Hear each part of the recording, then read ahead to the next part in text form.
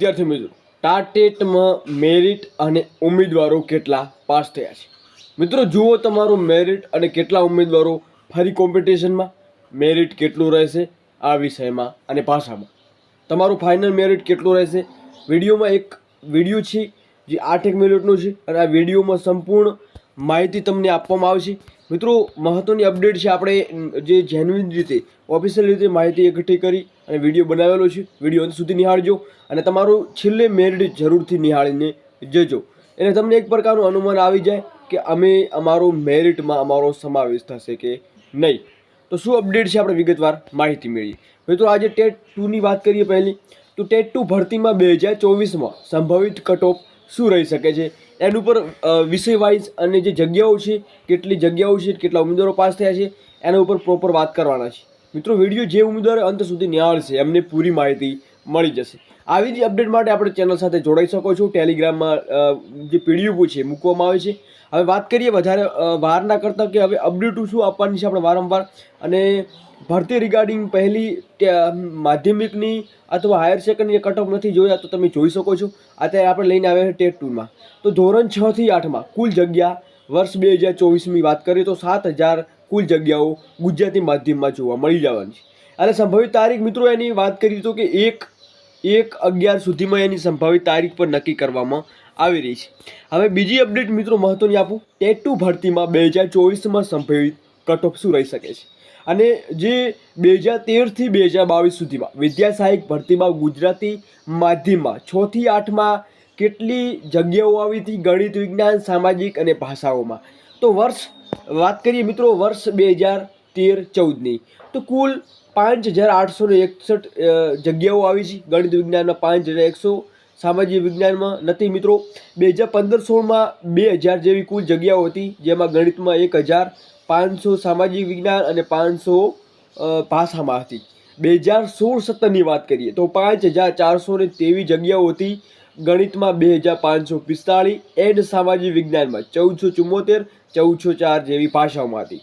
2018ની વાત કરીએ 3,262 જેવી અહીંયા જગ્યાઓ જોવા મળી હતી, જેની વાત કરીએ તો કે 2,166 જેવી ગણિતમાં અને 594 સામાજિક વિજ્ઞાન, 502 ભાષાઓમાં હતી. 2022ની વાત કરીએ 2,000 કુલ જગ્યાઓ હતી, 801ની વાત કરીએ ગણિતમાં અને સામાજિક વિજ્ઞાનમાં 761, ભાષામાં 438 જેવી જગ્યાઓ હતી.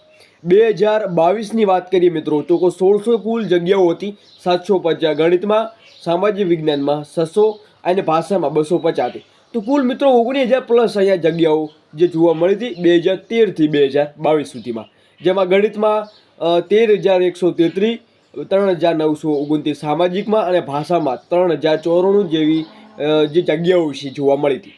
હવે વિષય વાઇઝ બીજી વાત કરીએ મિત્રો કે ટેટ 2માં જે સંભવિત કટ ઓફમાં વર્ષ 2023માં ટેટ 2 રિઝલ્ટ પાસ થયેલા ઉમેદવારો કેટલા છે.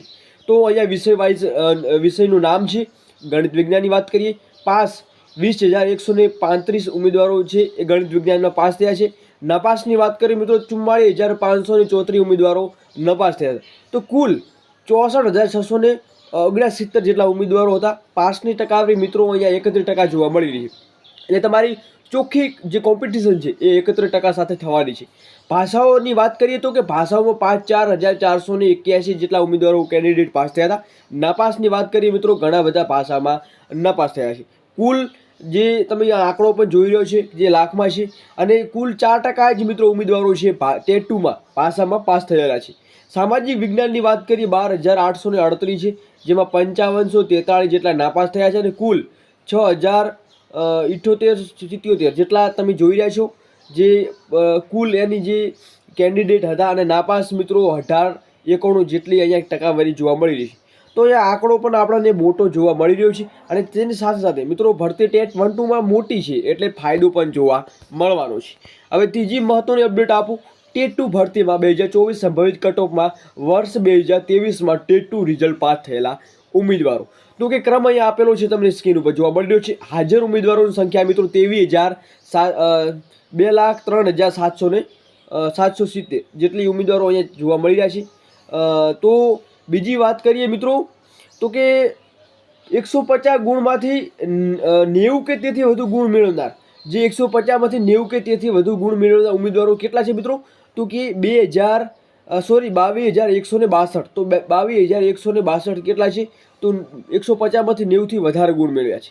જે પછી 150માંથી 105 કે તેથી વધુ ગુણ મેળવનાર ઉમેદવારોની સંખ્યા મિત્રો 4,316 જેટલી જોવા મળી રહી છે. એટલે કોમ્પિટિશન અહીંયાથી ચાલુ થાય છે મિત્રો. 150 ગુણમાંથી 120 કે તેથી વધુ ગુણ મેળવનાર ઉમેદવારોની સંખ્યા 259 છે. મિત્રો એક એવી સંખ્યા છે એક ઉમેદવાર જેમને 135 કે તેથી વધુ ગુણ મેળવ્યા છે. એટલે કોમ્પિટિશન અહીંયાથી ચાલુ થાય છે મિત્રો. આટલામાંથી કોમ્પિટિશન રહેવાની છે. બાકી મિત્રો અહીંયા થોડું હટકે રહેવાનું ચાન્સ મળી જાય છે. બીજી અપડેટ આપું મિત્રો, તો બીજી શું અપડેટ છે આપણે વિગતવાર માહિતી મેળવીએ. આવી જ અપડેટ માટે આપણે ચેનલ સાથે જોડાઈ શકો છો. વિડીયો સુધી નિહાળજો, તમારો છેલ્લું કટ ઓફ જોઈને જજો.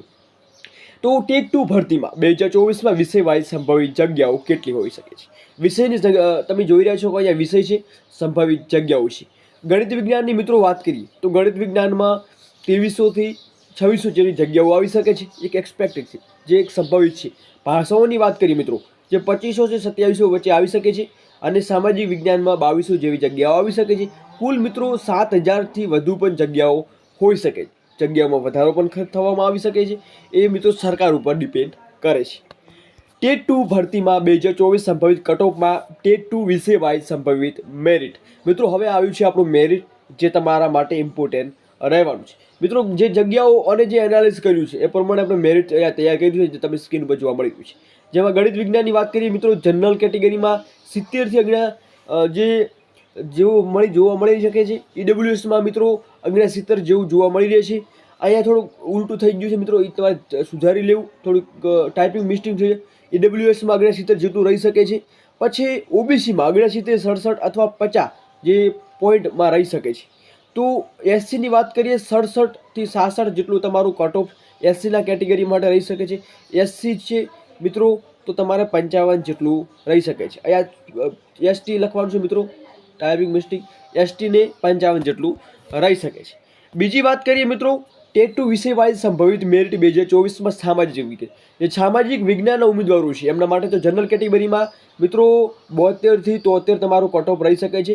72થી 73 જેટલું. પછી ઈડબ્લ્યુએસમાં મિત્રો 71થી 72 તમારું કટ ઓફ રહી શકે છે. ઓબીસીમાં 69થી 70 મિત્રો જઈ શકે છે. 71 પણ થઈ શકે છે. એસસીની વાત કરીએ મિત્રો 67થી 68 જેટલું કટ ઓફ રહી શકે છે. અને અહીંયા મિત્રો પ્રિન્ટિંગ મિસ્ટેક છે, જેમાં એસટીની વાત છે 62થી 65 સુધી પણ રહી શકે છે. એક સંભવિત છે મિત્રો. આટલો કટ ઓફ હશે તમે સેફ ગણાશો. હવે વાત કરીએ ટેટ 2 ભાષામાં સંભવિત મેરિટ. ભાષાની વાત છે મિત્રો, તો ગુજરાતીમાં જનરલમાં 69, હિન્દીમાં 68, અંગ્રેજીમાં 69 અને સંસ્કૃતમાં 70 જેટલું કટ ઓફ રહી શકે છે. ઈડબ્લ્યુએસની કેન્ડિડેટમાં ગુજરાતીમાં 68 જેટલું, હિન્દીમાં 68 જેટલું, અંગ્રેજીમાં 69 સંસ્કૃતમાં પણ રહી શકે છે. ઓબીસીના કેન્ડિડેટ માટે મિત્રો અહીંયા 68 જેટલું રહી શકે છે. હિન્દી માટે 67, અંગ્રેજી માટે 68 અને સંસ્કૃત માટે 69. એસસીના ઉમેદવારો છો તો ગુજરાતીમાં 67, હિન્દીમાં 67, અંગ્રેજીમાં 67 અને સંસ્કૃતમાં 68 જેટલું રહી શકે છે. એસટીની વાત કરીએ મિત્રો, અહીંયા 65થી શરૂ થઈ શકે છે, થોડું હાઈએસ્ટ જઈ શકે છે. 65 જેટલું અહીંયા હિન્દીમાં રહી શકે છે, 66 જેટલું ઇંગ્લિશમાં અને 66 જેટલું સંસ્કૃતમાં રહી શકે છે. કેમ કે કોમ્પિટિશન અહીંયા હટકે જોવા મળી રહી છે.